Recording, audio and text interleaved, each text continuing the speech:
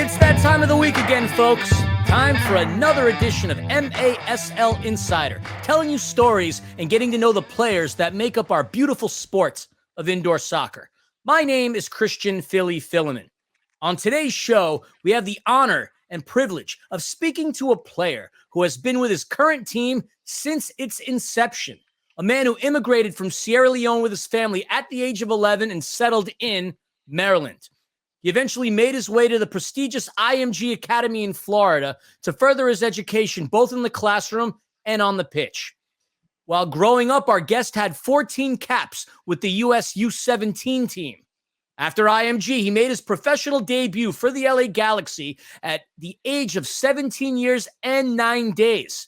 He also got to count David Beckham as his locker room neighbor. More on that later. Our guest also spent a little bit of time playing in the USL.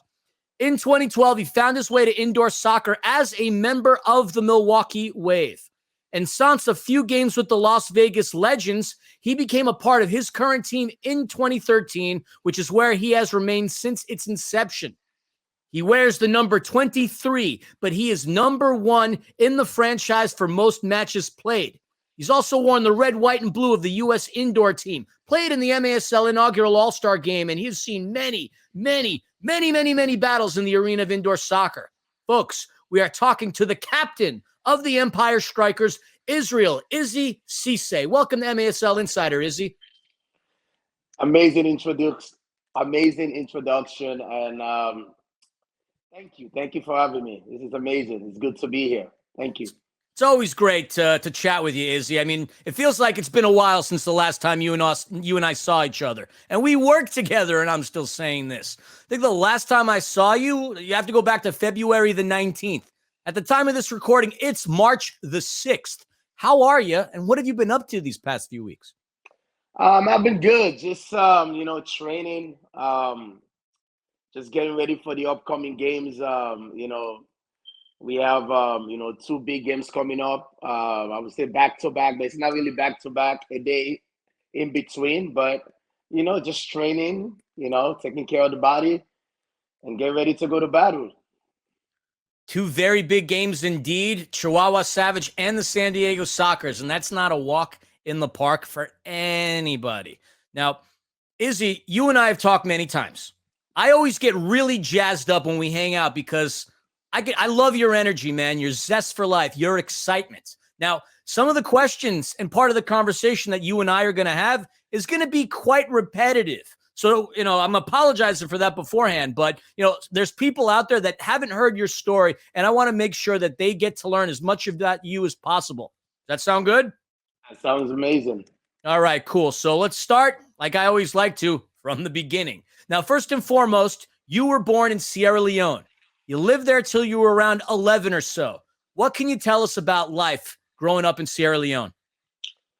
It was good, it was good. But, as I get older, it become really, really tough, to be honest. There was a civil war back there. It was a really crazy civil war that was going on over there. Unfortunately, I was in that war, but, I was lucky to be alive. There was a lot of family and friends that passed away, but I'm still here. I'm still alive. So that was difficult. But again, that just shaped me and make me who I am. To go through that at a young age, and to be honest, Philly, I'm not supposed to be here, but I'm here. So it's a good thing to be here and have a chance to talk to you and to play this game that I love, although I've experienced a lot of trauma, at a young age, but, it's a blessing that I'm here. No, it's a blessing indeed. You've certainly grown up quicker than most people with your experiences. And obviously that helped you out because at 11, you moved to Maryland in the United States, completely different part of the world, completely different culture, a complete change of surroundings. Now, that by itself can be one heck of an adjustment. But you obviously had a passion for something, which is why we're here today. Like, talk to us about how much did playing the beautiful game of soccer, help you in terms of settling into life in a new country? It actually helps a lot. It was easy for me to make friends, to know the culture, the food, it was different, compare to the living in Sierra Leone. But when I came over here, obviously I was playing soccer. That made it a lot easier for me to get to know people, to make friends. So the beautiful games helped me a lot. Yeah. And you're giving back to it as well. And we'll talk a little bit more about that later. Now, obviously, you spent some time in Maryland, but in 2006 to 2008, you moved from the Chesapeake Bay State and headed down to Florida to attend the prestigious IMG Academy. For those of you who don't know, IMG is an academy that is a powerhouse for producing athletes. It's sent several people to the Olympics, the NBA, the NFL, Major League Baseball, the PGA, and in your case, Izzy, Major League Soccer. Now, how did that opportunity find you, and what was the experience like for you at IMG? So when I was in Maryland, I was obviously, I started playing club soccer over there. I started playing club soccer then, and I was doing really good. Everybody was talking about me in newspaper, magazine, and that's when the ODP team came after me. They came after me. That's, if you don't know what the ODP is the Olympic Development Program. Each state have that program. So pretty much you go and represent your state. You play against different states. So they choose the best players around of each age group and go and compete against different states. So I did that, and I did pretty good, and I joined the regional program. So I was playing with the Region One, which is Maryland, Virginia, Philadelphia. So all that states, right? So you form a one big team, and you go and compete against the different regions. So you have Region One, Two, Three, and Four. So from there, that's when they select the best players to go and play for the national team. So I was one of the guys that they selected to move to IMG Academy to go and represent the US U17. It was an amazing, amazing, amazing experience. But pretty much that's the step that I took to get to that program. I went from the ODP, the regional team, and the national team saw me, and I think it was 40 players at that time. So they choose the best 40 players in the country to go to IMG Academy, go to school, play the game we love, compete against different countries, and it was just like unreal experience. You pretty much wake up in the morning, you go and have breakfast, you practice, you have lunch, you go to school, you come back, you do it all over again. So it was just an amazing, amazing experience. It was good. What was the most memorable time that you had as a member of the U.S. Men's National Team U17? Can you tell us like a fun story, or what do you remember more than anything else during your time playing that? I would say probably something on the field. It was kind of like two, but like the main one was we had an opportunity over there to play against MLS teams. So pretty much doing the off season, I would say preseason. Most of the Major League Soccer team, they will go over there for preseason. So they will scrimmage the U17 teams. So I remember my first experience, I think, was playing against Columbus Crew. So we were young, full of life, don't care at all, think we're the man. So it's like, oh, we're gonna play against these MLS guys, and we're just talking smack. We don't care. We just go there and play. So I remember I was one of the cocky guys. Like, man, you guys can't beat us. So we out here just talking smack against them. We were actually very good. We actually won a couple games against them. So that was a really really good experience. And the other one was we had the opportunity at that time to play against, I think it was the U21s. They had Freddie Adu at that time on that team, Robbie Rogers. Um, who else was there? I think Bradley was there. I think Bradley. Hmm. And I remember I got into a tackle. I think it was Robbie. Robbie was playing in Europe at that time. So when we played him and I slide tackled him, and he just got up and got into my face and just choked me like that. Huh. Huh. So it was a crazy experience, man. But they put you in that situation to play teams like that, and I experienced that you will probably never have anywhere else. So it was good. That's incredible. I mean, during our conversations, I think this is a story that I haven't even heard of. So this is fun doing this. I get to learn even more about you, and I've known you for a couple of years now. This is cool. Now, you're still, obviously now you're telling me this. I guess I'm starting to piece things together. As a result of having played against MLS teams, like you, obviously within your time at IMG as well, you end up becoming a member of the LA Galaxy and the MLS. How did that scenario come about? And tell us about your first few days as a member of that franchise.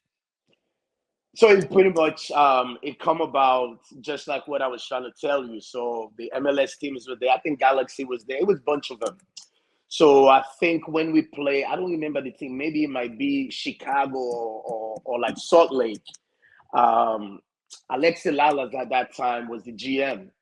So he was there watching the game.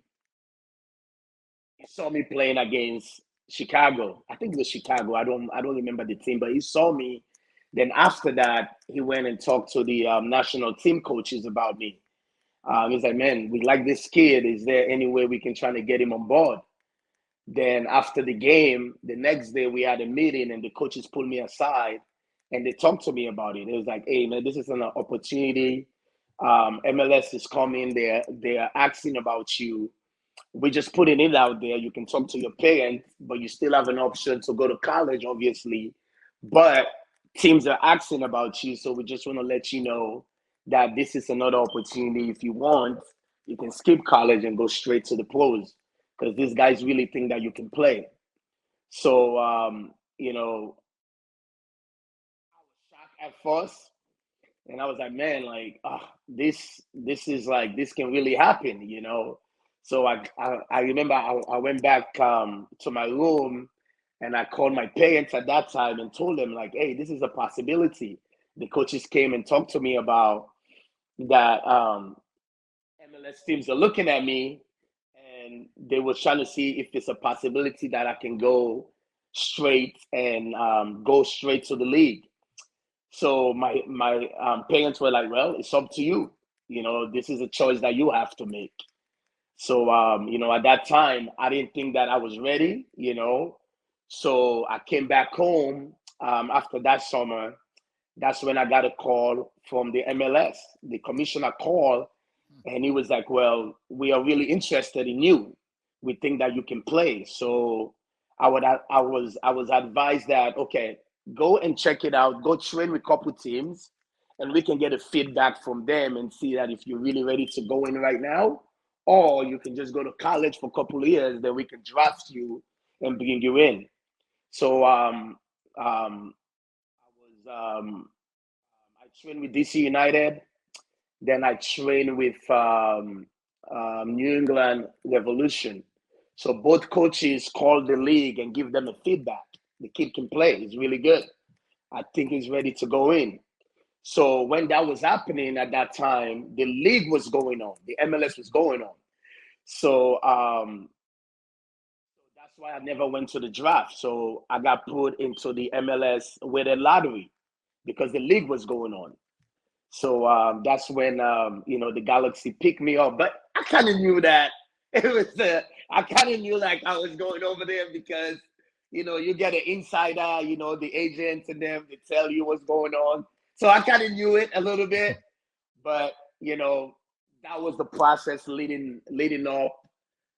For me to make the league. So I went to the weighted lottery. I remember I got the call from Alexi Lalas. The first thing he said to me was, "You're gonna be playing with David Beckham and Landon Donovan." That's the first thing he ever said to me.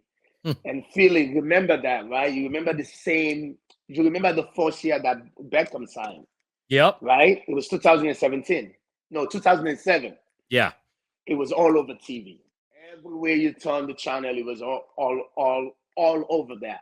So that was the same year I signed. So remember a kid like me looking on TV, watching David Beckham, going crazy, and get a call from Alexi Lalas, and he said, "Well, you're going to be playing with Beckham." Imagine how you feel. I'm sitting at home, like, is this really happening? really happening. So uh, it was amazing. It was amazing. I can't even imagine. I think you signed. I think if I'm correct me if I'm wrong, you signed around August of 2007. Is that correct? Yes, Okay. yes, around that. Yes. Okay. Cool. Now fast forward. A couple of weeks later, September the 13th, 2007. You become the youngest player to make his debut for the LA Galaxy at that time. You subbed in for Kyle Martino. For those who follow Premier League or MLS, that's a name you're familiar with. Talk to us about what was going through your head. I think it was Chivas USA that you played that first match. Talk to us about that experience. Man, it was amazing. It was amazing. I remember, I think it was Ruth Gullit that was the coach, right? So there was obviously Gullit left, and we bring in the genius, right? What's his name? Bruce Arenas. So we bring in Bruce, and Bruce told his first meeting was like, because I was the youngest guy on the team. So I remember his first meeting, he pointed his hand on me, and he said, like, this is a brand new shot. Everybody have a brand new shot. Even you, Easy, if you go out there and work hard, you will play this weekend. So I'm sitting there like, okay, this guy really pointed his hand on me. Okay, well, I'm gonna go out there. I'm gonna show you that I really want to play. So that whole week of practice, I was over there just working my butt off, just doing my thing.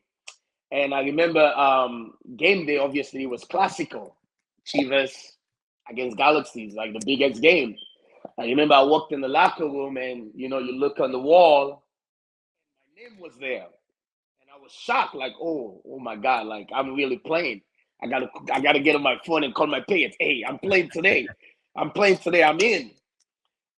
Excited and like nervous and like, it was just like unreal, So leading up to the game, obviously I sat on the bench. I think it was second half.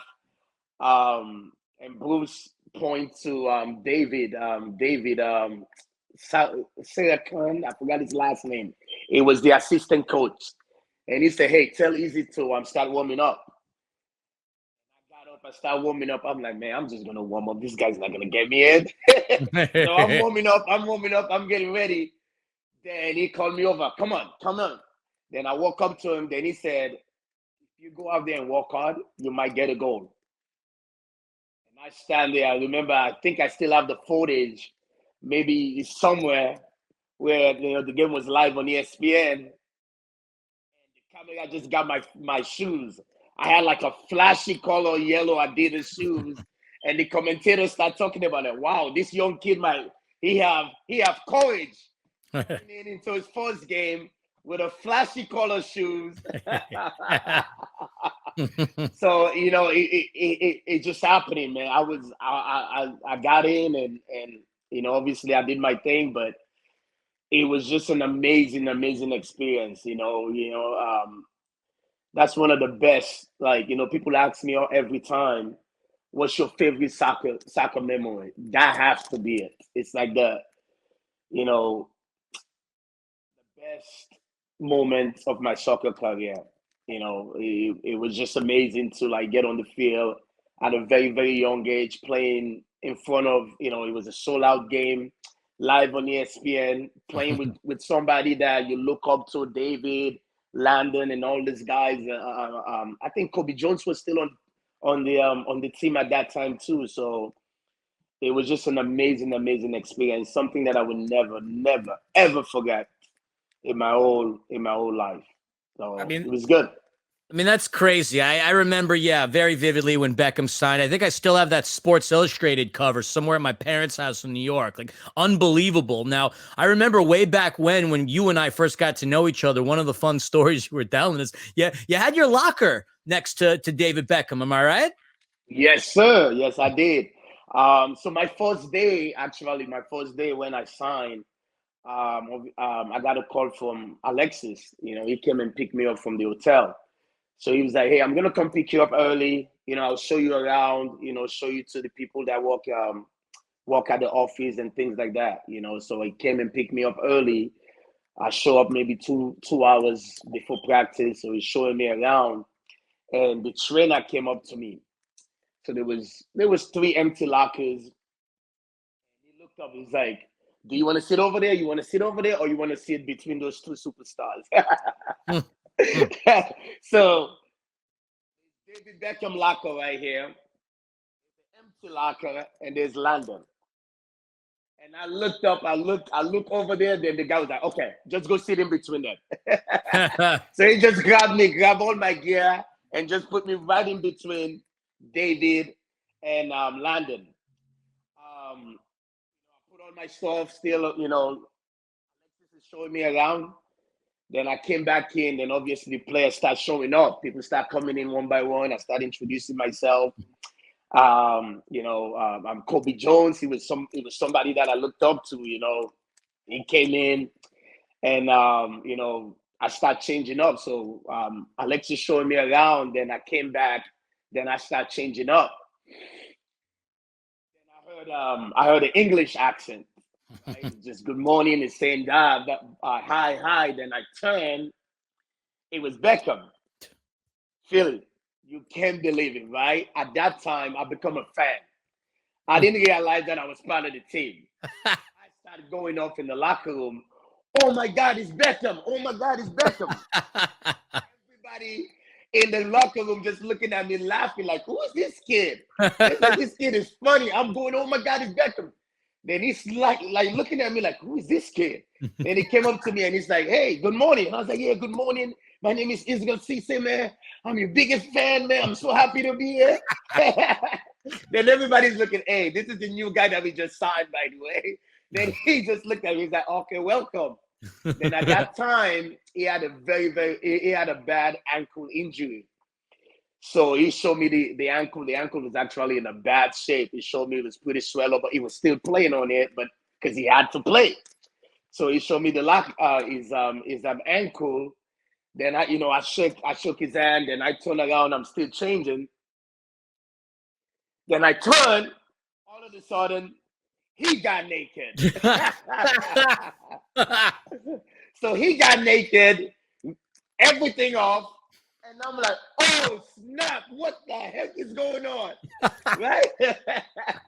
He's naked in front of me. Imagine that. It's David Beckham, right? As a kid, man, those are the guys that you look up to, and I go from going crazy to seeing this guy butt ass naked in front of me. Sorry to use the word, but butt naked in front of me. So he was. I was going crazy. I remember after practice, I was calling all my friends back home in Maryland, like, man, guys, you can't believe what happened. This guy got naked in front of me. I was going crazy in the locker room. Everybody was like, whoa, are you serious? I was like, yeah. So it was amazing. It was crazy. What a day it was. That's hilarious. I'm sure there's a lot of people out there that would have given good money to trade for your spot at that point. That's so funny. What Oh, I didn't have this as a question written down or anything, but just like real quick, like how long did it take you to actually like get adjusted to that scenario about being a professional footballer and being with the likes of these legendary players? Like, did it take a while to adjust? Like, when did it hit you that, okay, you've arrived in like, okay, this is just my life? And when like the fan actually became the professional, like how long did that take? It took probably like a week. Okay. It took a week. It took a week for me to really adjust. The thing that I really, found, difficult when I was there, it was like, man, like everybody can play. You know, I usually tell guys that I play with MASL, USL, and any other league. I always tell them, you guys look at the MLS, you think it's easy, but when you're there, it's really, really not easy. These guys, it's a difficult league. So when I was there training my first week, I was like, "Whoa, wow! You lose the ball here, it's gonna be hard for you to get the ball back because these guys can play. They can keep the ball. They can move it around." So it took me quite some time to adjust to the speed of play, the level of play, the intensity, the physicality. But after I adjust, it was pretty good. But it takes some time.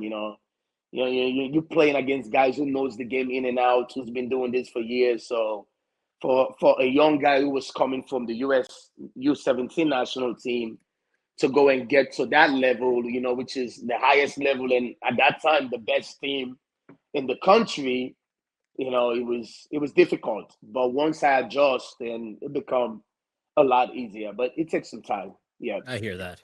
Now, I mean, there's plenty more stories I'm sure we can learn about the Galaxy and then obviously your time through USL. But I do want to skip over that part because, well, this is the major arena soccer league. So let's talk a little bit about indoor. Yeah, you started out, I think, if I'm not mistaken, within the Milwaukee Wave before you ended up back in Southern California. How did the world of indoor come into your life? So when I was playing USL with the Orange County Blues, they used to call them LA Blues. So when I was playing with Orange County Blues, I was in off season. So there was a place in Torrance, California. It's called, I think it's called the LA Galaxy Center now. It's a futsal place. So I usually go over there to keep in shape. So one time I was over there just playing with my friends just to keep in shape. The futsal national team was there training. And at that time, Keith Tozer, who is the commissioner now, was the national team coach. So he saw me playing. Then he came up to me. He's like, "Hey, man, have you ever played futsal? Have you ever played indoor?" I was like, "Nah, man, I don't know what that is. I don't play indoor." So he was like, "Well, I'm the futsal national team coach, but I'm also the coach for the Milwaukee Wave." It was like it's an indoor professional team. I was like, "Man, I don't know about that, man. I've never played." Then he was like, "Okay, let's just exchange contact. I'll call you and talk to you more about it." So I was like, "Okay." This guy can't stop calling me. He kept blowing me up nonstop. Just call me. Then I finally gave in, and I was like, "You know what? Let me go try it out and see how it is. If I don't like it, I can always come back and play USL. But let me just go try it out." So he was that was very, very convincing. I owe my indoor or MASL career to Toza because he taught me a lot. He taught me a lot when I was in Milwaukee. So pretty much, it started from there. It started from, playing futsal to meeting Toza signing me to go to Milwaukee. That's when I started playing indoor. That's awesome. That part I didn't even know during our conversations as well. It's funny how this all this comes about. It's amazing the small world of indoor soccer. Now, I know you did spend a couple of games with the Las Vegas Legends, but I'm more interested in the team you currently play for. Now, before the Ontario Fury became who they were once the Anaheim Bolts. You joined the organization as it moved from Anaheim to the Inland Empire. What was it like playing for a brand new team just getting started after having played for the likes of, the best franchise in the United States at that point? What was that like for you? It was obviously different, but for me, I was trying to stay home. I was trying to stay home, stay close to the family and stuff. So when that opportunity come around, I just jump onto it. Although I had a really, really good time in Milwaukee, I learned a lot from those guys, Bennett, Maciolete, the coach now, Giuliano Oliveira. I play with him. The assistant, Marcelo Fontana, all those guys. They taught me a lot. Obviously, Toza, who was the biggest legend. They taught me a lot. But when I come to the franchise, it was obviously new. But I want to be home, and I start training with them. I start playing with them, and I fell in love with it. I fell in love with the team. I fell in love with the Inland Empire. And I was like, man, this is where I want to be. I want to be here. This is close to home. And plus, it's a fun city to be at. So it was obviously different from Milwaukee. But when I came here, I just fell in love with it. And I never looked back pretty much after that. You've been around for a while. You've seen some things. You've had successful seasons and some not so successful seasons. You've been in the playoffs, out of the playoffs. You played in the Ron Newman Cup Finals, and now This team under a new logo, we'll talk about that in a second. Winners of the last 11 out of 13. Amazing so far, amazing run. Talk to us about your thoughts so far this season with the Empire Strykers. Obviously, we started slow, but right now we are doing pretty good. We started the season slow, but we picked it up. We realized that we are too good of a team for us to, be dropping games like that. So right now, I think personally we are one of the best team in the league. Um, we're finally coming together. So far, we're doing pretty good. Hopefully, we can continue to play the way how we're playing. And I think this year we have a pretty good chance to go all the way. That's the goal. That's what we want to do. That's the plan. We want to go all the way. We have the players to do it. I think, we have the team to do it. And, hopefully we can do it this year. Fingers crossed there. And obviously, that's the expectation of the team. That's what you all firmly believe in. And that's what, Jimmy's got the locker room talking about. And it's no doubt, again, winners of the last 11 out of 13. Now, what are your personal goals, though, for the remainder of the season? I mean, personally, me, just to continue to lead the guys, on and off the field, continue to do what I do on the field, doing my job, week in and week out. Personally, I want to win. I really want to win MASL championship. I got a few more years left in this leg, so I want it. I want it really really bad. So my personal goal is to win the MASL championship and continue to lead the guys on and off on and off the field. So I won the MASL championship. So that's my personal goal right there. I love it. Came so darn close a couple of seasons ago. So obviously, we work together. I want the same thing for you guys and obviously for the Inland Empire and the franchise. Now, I'd be remiss if we didn't bring up the change from Fury to Strikers. Now, obviously, we underwent an off-season change. Instead of being red, white, and black, now we're purple. Now we're no longer the Ontario Fury. And anytime I mention that, I have to donate $5 to the philanthropy jar. Tell us, how much of a surprise was it when you heard the announcement? Talk to us about your thoughts, everything going into, you spent 9 seasons as a member of the Fury, then all of a sudden the name and everything changes. Talk to us about that. I was shocked. I was really shocked when I heard it because Ontario Fury has been a household name in the Inland Empire. We've done a lot of camps with the kids. A lot of people know the Ontario Fury. And it took time to actually make that happen. There's a lot of work behind the scene. So when I was told that they were going to change the name, I was really shocked. But when they explained to me, the reasons behind it, then I was all for it.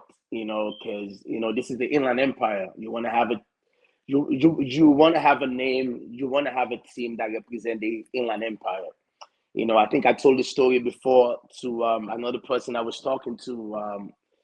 I think LAFC pretty much have LA, right? The Galaxy pretty much have maybe Orange County, right? And maybe Cassin, right? Then we have the Empire Striker that represent the Inland Empire. So pretty much, we have cities like Fontana, Upland, Rancho Cucamonga, Ontario, Riverside, Rialto, all this little, tiny cities. This is their team. This is what we represent. This is what we want this team to be about. So when they changed the name to Empire Strykers, I was all for it because now everybody in the Inland Empire can feel like they're part of it. So, for me, when they explained to me this is the one of the reasons behind it, I was happy. Okay, now it's not Ontario Fury. It's not okay, this team is just based in Ontario. This is now it's everybody in the Inland Empire team. So I'm all for it. It makes sense. People in Southern California are very proud of where they're from. They love representing LA. It's all LA. And obviously, the Inland Empire.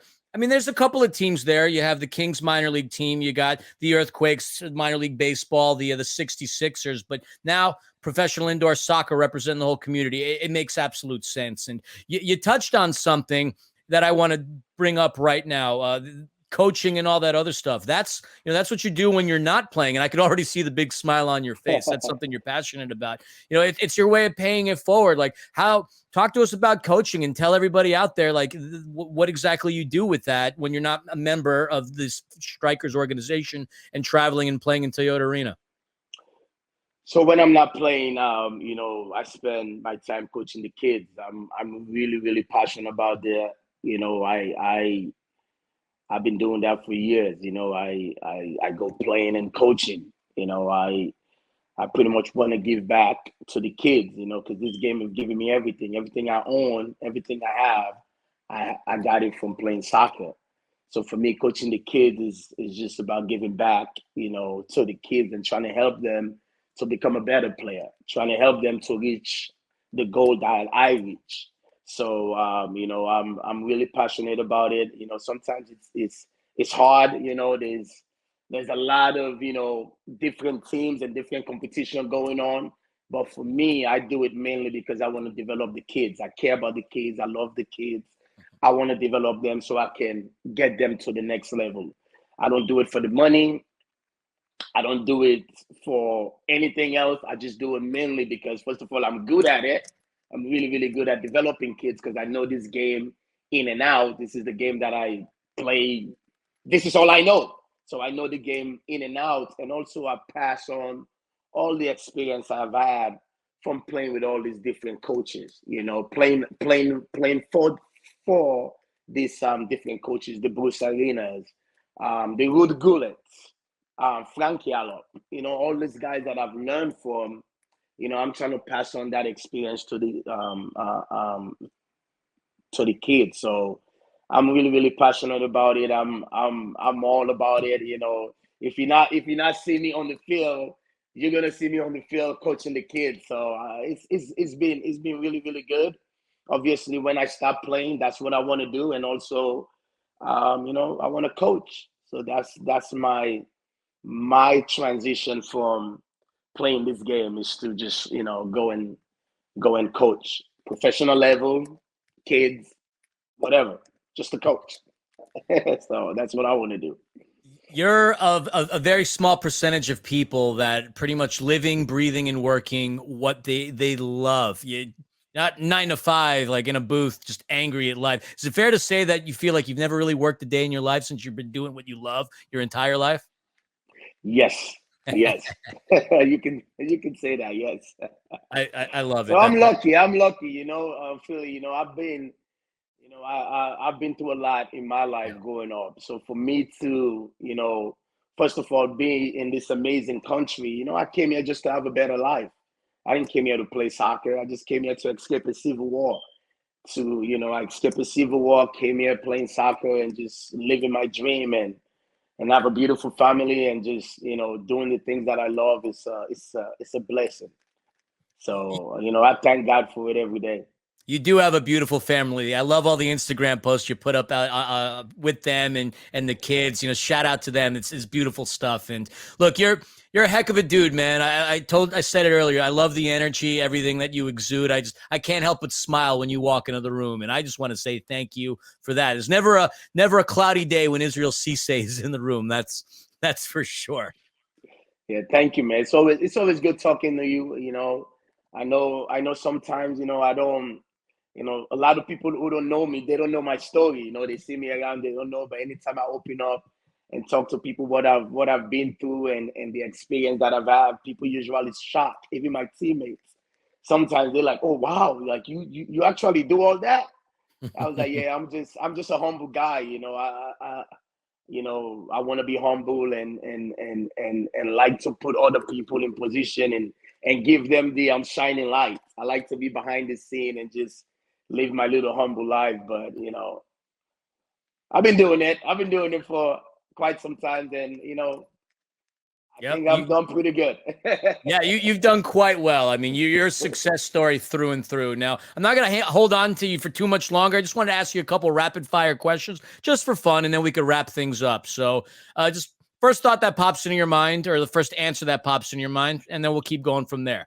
Now, we know you love playing soccer. We know you love coaching, but what do you love to do when you're not doing the coaching or the playing? Spending time with the fam. Yeah, that's a fair question. I figured that would have been the case. Now, as of right now, obviously you've played with some legendary players. You've been coached by some legendary managers. Who's the most famous person in your phone contact list right now? Oh, David Beckham. They might have changed it, but it's still on my phone. Should hit him up next time you're in Florida. Maybe he could get you to Fort Lauderdale for a game. Right. Who's your favorite soccer team growing up, and who's your favorite player? Favorite soccer team growing up, Man City, believe it or not. Favorite soccer players, Zidane. Good players. And a good franchise. I'm a Manchester United guy. You know that. We'll talk about that later. Yeah, look, I mean, Liverpool just scored a touchdown on Manchester United, so we won't talk about that.